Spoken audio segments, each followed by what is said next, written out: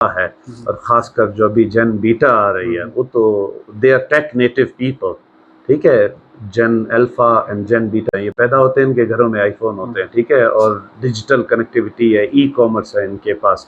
تو گوگل یہاں آیا ہے ان کی کیپیبلٹیز کو کیش کرنے کے لیے، ان کے پاس جو ہنر ہے وہ اسے کیش کرے گا.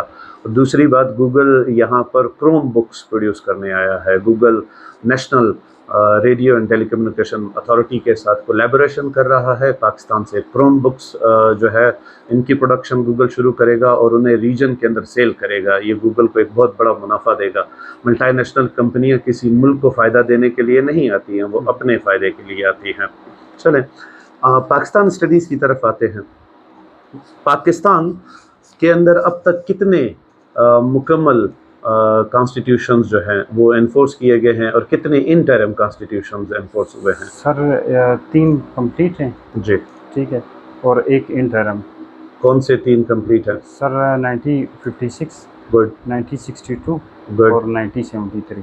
97. ان تینوں میں مین ڈفرنس کیا ہے؟ کی ڈفرنس ان 3 کانسٹیٹیوشنز کے اندر کیا ضرورت پڑی 3 الگ الگ کانسٹیٹیوشنز بنانے کی، جبکہ انڈیا آج تک اسی ایک کانسٹیٹیوشن کو لے کر چل رہا ہے؟ ہم دونوں ساتھ میں آزاد ہوئے تھے.